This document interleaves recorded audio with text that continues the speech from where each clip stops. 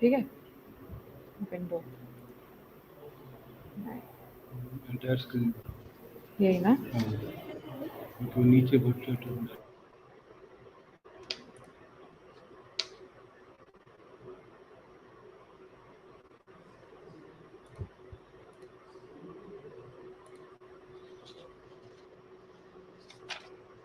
All right. A very good morning to everyone, and thank you for joining. As you all know that we are here for our RAD Home Discovery Camp at Nehru Planetarium.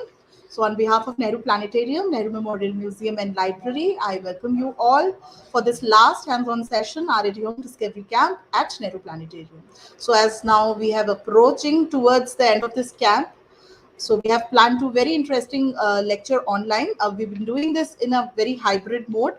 So initially the entire session was through online, and now on the last day, these two lectures are online, and also the selected students will be getting chance to have hands-on learning with the citizen scientist, and also Dr. Anand Hota sir is also with us at the planetarium.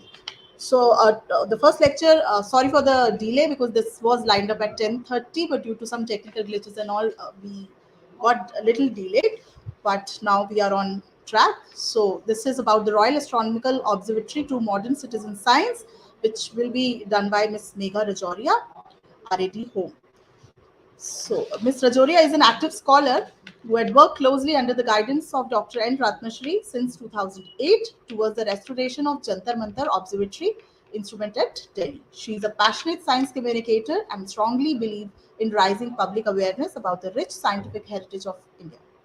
Ms. Rajoria is a trained citizen scientist, astronomer who loves poring over photos of the sky, but not those Instagrammable pictures of pretty blue sky, but very high resolution images of night sky captured by GMRT, stationed at the campus of NCRA Pune.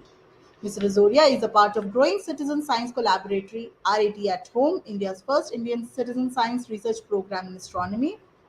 This is zero funded, zero infrastructure, nationwide inter-university collaboratory has been established as a platform where any BSc undergraduate, graduate can do multi-wavelength extragalactic astronomy research by utilizing the power of internet. So in past, she worked with Doordarshan and NISPER, also known as Vigyan Suchna Bhavan. So Megha, Planetarium, welcome you, and now we can start your presentation.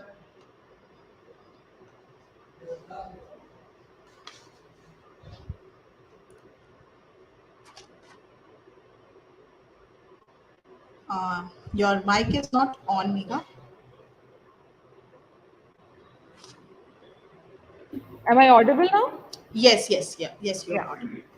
Thank you so much. Thank you, Prerna ma'am, and thank you, Planetarium, for having Radha Tomb here. So we are doing this today in an hybrid mode. So I have about 30 participants here in front of me, and as well as some of you are online.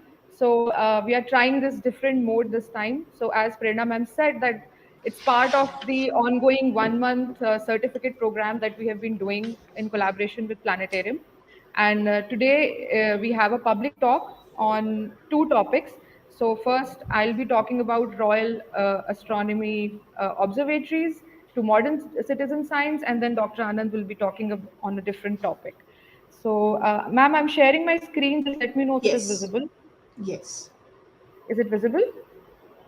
Not yet. Okay.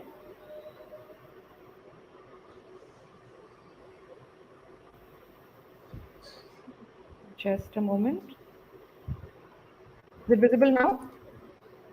Yes. Okay. So, as the title says itself, Royal Astronomical Observatories to Modern Citizen Science. So, I'm going to talk a little about observatories since time immemorial. Like, there are observatories that have been in existence since ancient times. If I talk about 3,000, 4,000 years ago. So these two pictures are just a way of telling you that I have been working on modern telescopes as well as, you know, earlier observatories. So I will not call Jantar Mantar as an ancient observatory because it is not ancient. It is pretty contemporary and medieval. It happened in the 17th, 16th, 17th century. So Okay.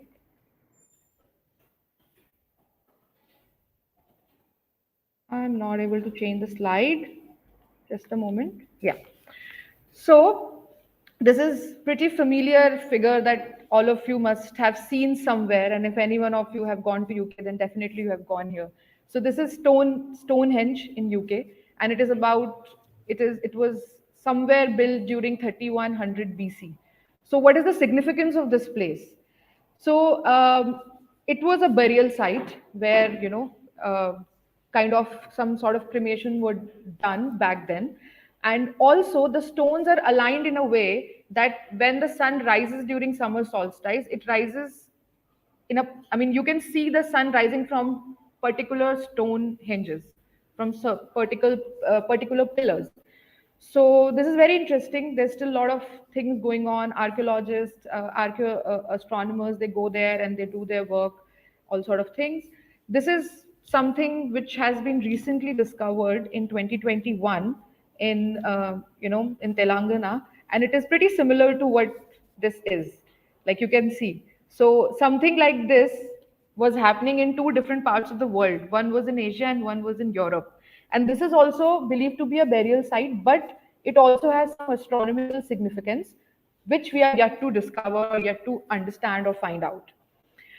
Then I don't know if any of you have seen this. This is very, very interesting observatory, and it is in Peru, and it was built around 300 BC, and it is royal because back then whoever was the king and the rulers, they built this. So what you can see here is you can see some mounds.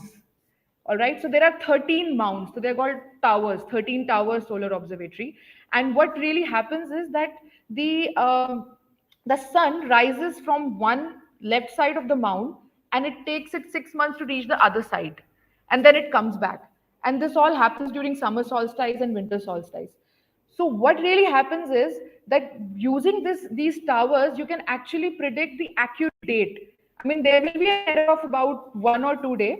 So it is also, I think, UNESCO heritage, and there are a lot of videos that you can see, very amazing videos where you can see sun coming out from between two mounds and then shifting to another in few days. Then in a month, it has shifted to another. So this only shows that how. I mean, intelligent, our forefathers were. They just knew these things without internet, without GPS, and they were making mounds and the calculations and the distances. The way it was done, it was just incredible and amazing. So this is something which is pretty recent, and I'm sure all of you are familiar with it. The Konark Temple, the Sun Temple, and the wheel that you see is actually a sundial. And as you can see in this slide, also all the images that I've taken from Wikipedia. So just to give credit to them. So these two sundial, these two wheels that you see these red arrows, right? So the distance between these two red arrows, let's say arrow number 3 and 4, is about 3 hours. Okay, and then you see these green arrows that are showing you some sort of a stroke that has beads in it. All right, so this whole thing, the distance between the red ones is 180 minutes, and if I put this bead arrow, it divides that 180 minutes into 90 minutes. All right, so it becomes 90 minute minor section, 90-minute minor section. And then the beads, each bead is of 3 minutes. So just look at the precision that was done in 1250 AD. How precisely they made it. And the spoke that you see, is my cursor visible? Okay, great. So the spoke that you see here, this acts as the new moon that I've been talking about in my previous talks. If you have seen my previous talks, the new moon is the thing, which casts the shadow of the sun, and then we can find out the coordinate of the sun, or we can use it as a sundial. So this spoke, the shadow will fall on one of the places, and you can take precise measurements of time. So this is something very interesting. This is Ulugh Beg's observatory in Samarkand. So a lot of part of the observatory was demolished because of weather conditions and maybe some takeover by some other ruler. So this inside of the observatory that you see, the inside of the observatory had a lot of markings in it. It had markings of the meridian. It had markings of the coordinate system. It's not in a working condition, but this very observatory became the foundation of a very important observatory in India, which we'll talk about in the coming slides. And as I'm going, how this whole thing evolved. So in about 1609, as we all know, this great person Galileo, he just pointed his telescope to the moon, and that's all. That's how it all started. We celebrated the International Year of Astronomy in 2009. We actually celebrated this very event that happened in 1609. So what you see here is a long tube kind of a thing with lenses at both the ends pointing towards something. And this is what the image of telescope that we have. Okay, we think that a telescope is something that is a long tube and we just do this, and that's how we see things. So we are going to talk about other telescopes today, which are not just a long tube and two lenses. There's more to it now, modern telescopes. So that will come in the coming slides. So as I was saying, the Ulugh Observatory in Samarkand became the basis of this observatory, the Jantar Mantar Observatory. And this observatory is a combination of sundial, it has a coordinate system, global coordinate, it has local coordinates, and apparently there were four of such observatories in India. And the Raja back then, Raja Savai Jai Singh, Maharaja Jai Singh, they all got inspired from Ulugh Beg's observatory. They got, artisans, scholars, astronomers, mathematicians from Persia, as well as the people that we had in our own country. And Raja himself was, he was a great astronomer, he was a great astrologer, and he combined everything. And this is the result. So we got five observatories actually. Delhi was the first one that was built, Jaipur, Ujjain, Varanasi, and there was one in Mathura. Unfortunately, the Mathura one got demolished during the 1857 revolt. So we just have some ruins there, but nothing is functional. But these four observatories are pretty much functional. And my mentor, late Dr. Nandiwada Ratnashri, who was also the director of the Planetarium, she worked extensively on these observatories. And I have worked on Delhi Jantar Mantar with her for almost 13 to 14 years. So I believe it's time to carry her legacy now and keep working in this direction. So more about it later on. So just a little bit, what is positional astronomy? Because this is what all these observatories have been doing for the last thousands and thousands of years. Because anything which was visible, that is something we can do something about, which is visible in the sky. Sun was visible, moon was visible, then there were stars, then came the planets, and likewise a lot of things came. But something which was visible to the naked eye became the basis of astronomy, became the basis of positional astronomy, across the globe. So positional astronomy is nothing, where you tell the position of the celestial objects, where the celestial object is, what is its coordinate, what is its right ascension angle or declination angle. So that can be a whole another talk. So I will skip to that because we have some other things to discuss here today. So as I was saying, that from these kinds of telescopes, something which is a tube, lenses, we shifted to a totally different approach, and it evolved over the years. So there are like 3, 4 types of telescopes: solar telescopes, obviously for sun. Then there are optical telescopes, there are gamma ray and infrared telescopes, there are radio telescopes, and now we have space telescopes also. So, okay, this got a little jiggled. So I'll just tell you. This is a solar observatory in Kodaikanal. Kodaikanal, I think it's in the state of Tamil Nadu, and it is one of the oldest solar observatory which existing since the last century. Like it's about 100 years old now, and it was set up during the times of Britishers. And for the last 100 years, they have taken picture of sun every day. So just look at their dedication. So point is that why are we actually looking at sun? What is the point of looking at sun? So we are observing sun continuously. I'm sure that you people are aware about sunspots, solar flare, right? So all these things have to be monitored very carefully. So every cycle of sun is of 11 years. All right. So right now we are in the 25th cycle of the sun, and it's a week cycle. So it's very periodic, strong cycle, then weak cycle. It goes on like that. So we observe sunspots, we observe solar flares, we observe all sort of things. And so what are okay? So this is another observatory, very interesting observatory, Udaipur Solar Observatory, and it is right in the middle of a lake. And what makes it interesting is that when this observatory is in the middle of the lake, it reduces the air turbulence. So what happens? The ground heating reduces. And when the ground heating reduces, it lowers the ground temperature.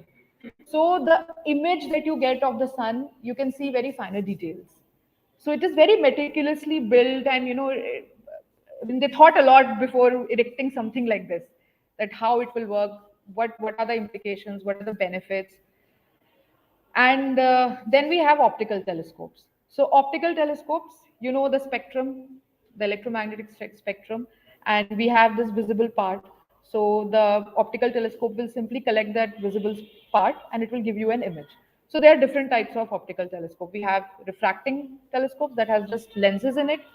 We have reflecting ones, it's got mirrors in it.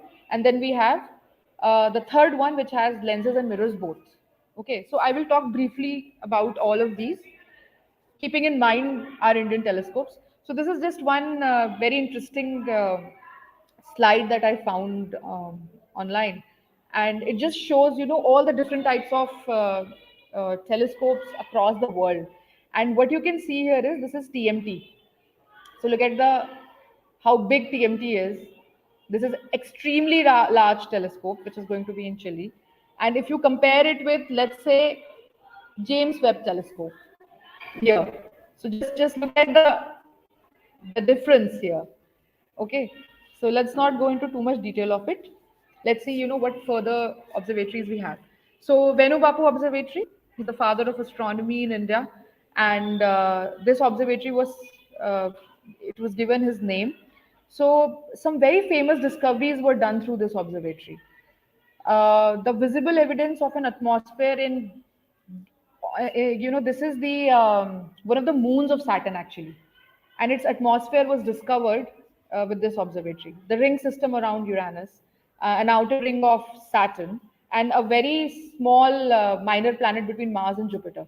So likewise, all these discoveries were actually done through this observatory. So I don't think we are anyway far behind the Western telescopes, and we did it in I think in 1970s and 1980s. Okay. Okay, so this is ARIES, Aryabhatta Research Institute of Observational Science. This is another optical telescope. That's me.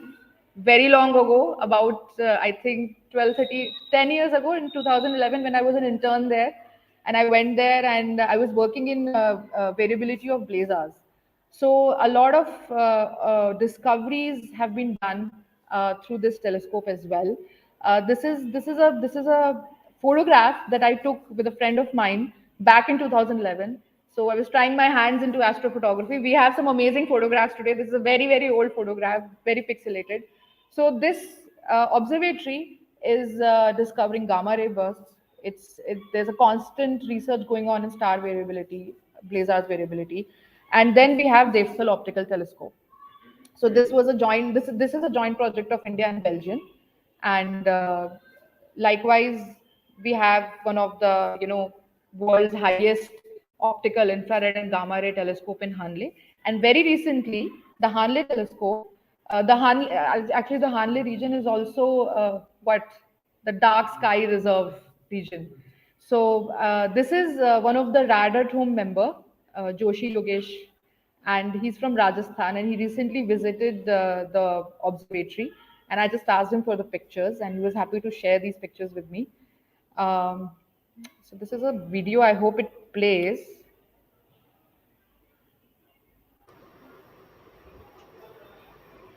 Is it playing? No, Just it's wait. playing in. Wait. No, it's not moving. Yeah, okay. It's actually the inside of the observatory, HST, Himalaya Chandra Telescope, and he was just showing, how big, how huge this facility is. So this is the outside, and it was just showing the time lapse of clouds moving with the foreground of the dome. So this is high altitude gamma ray telescope, and you can see all the mirrors here. This is Yogesh, and you can see all the mirrors here. So there are about seven telescopes, seven such buildings of high altitude gamma ray telescope, and they all combine together to give a single image. So we'll see more about it when I talk about GMRT. So then we have you know, everyone knows about this electromagnetic spectrum. So there's gamma rays, X-rays, ultraviolet rays, and then there's visible light. So the visible region is something that we were dealing with optical telescopes, and the gamma ray one that I just showed you. And then we will be talking about radio ones as well. So this is just telling you, you know, that how different telescopes in what frequency and wavelength they are seeing. So radio, you can see LOFA, CHIME, GMRT, VLA, GBT, ALMA, and likewise. So radio telescope. So this is the father of radio astronomy, Carl Jansky, and he's the one who actually discovered this. And this is Gauri Bidanu radio telescope. So this is like one of the very first radio telescope in India, and it is still in operation since 1976. It's jointly operated by RRIA and IIA, and it's a 6-meter radio telescope, and it is continuously studying sun, galaxies, and pulsars. Then we have OT radio telescope. So there are some very interesting facts about this telescope. It is situated in Ooty, its name itself, and it is on a hilly region in Ooty.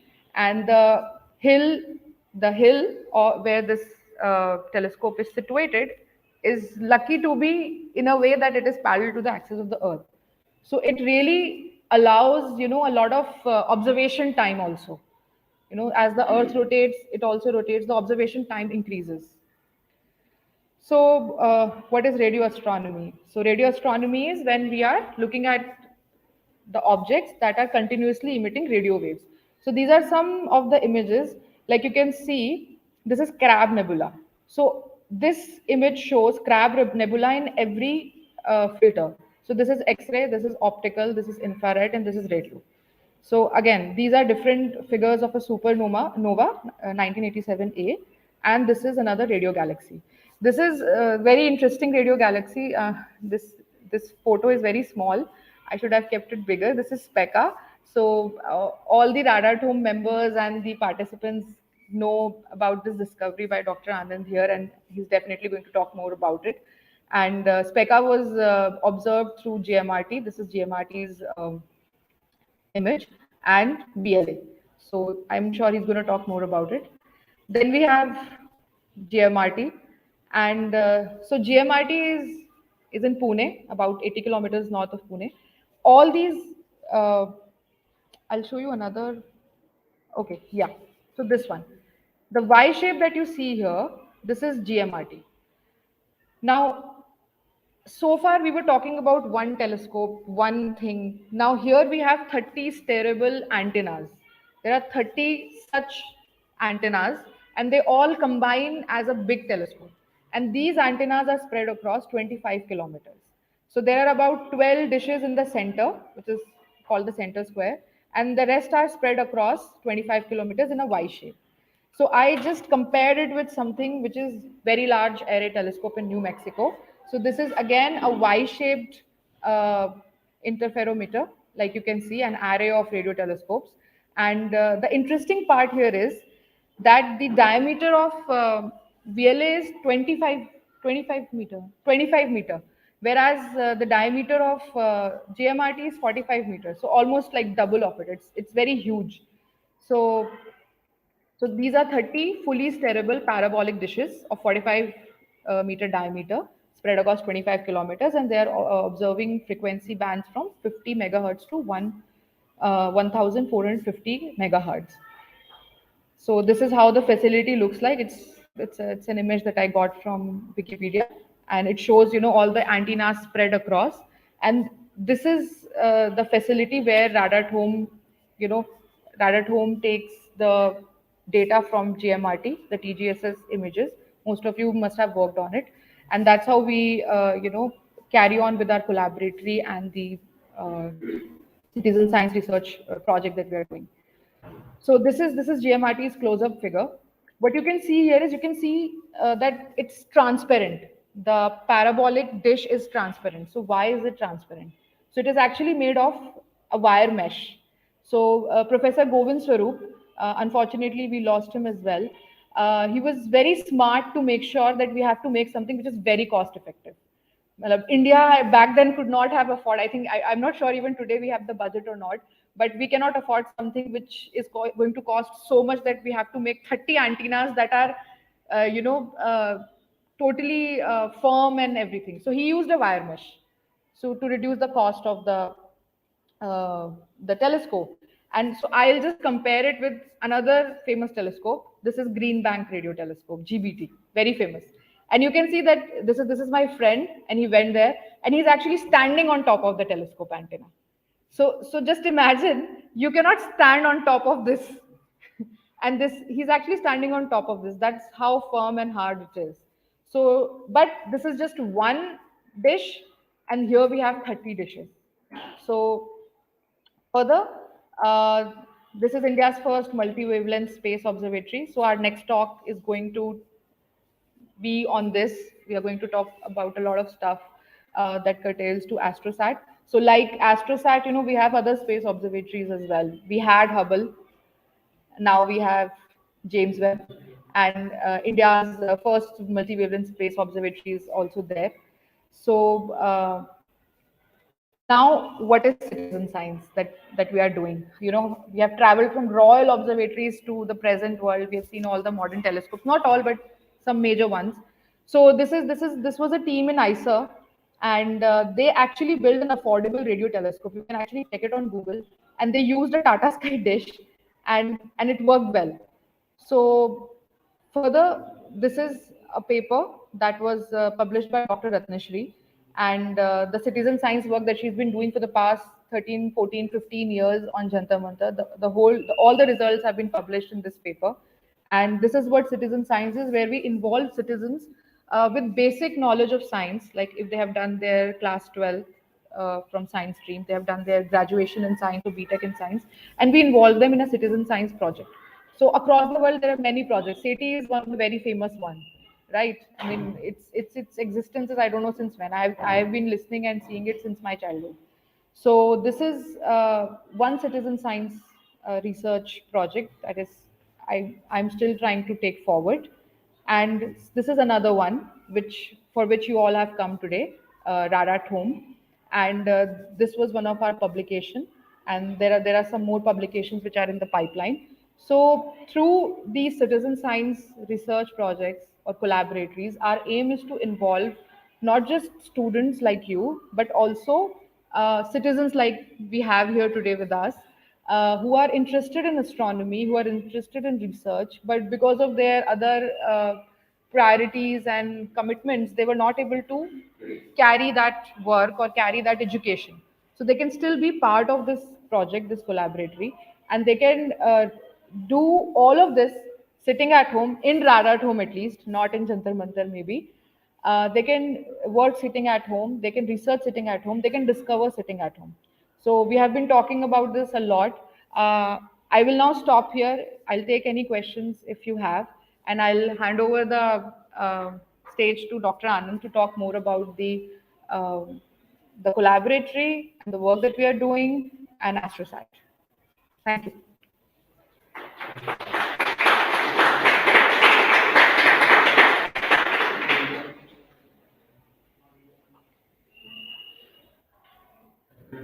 Prerna ma'am?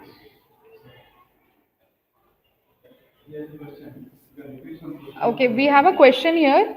I will just repeat the question. Yes, yes, Aviral, tell me.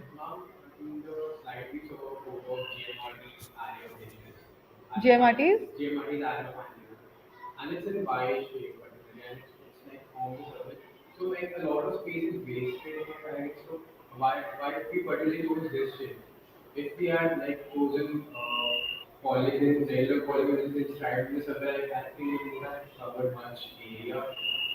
Okay, I will give a cost-effective answer first.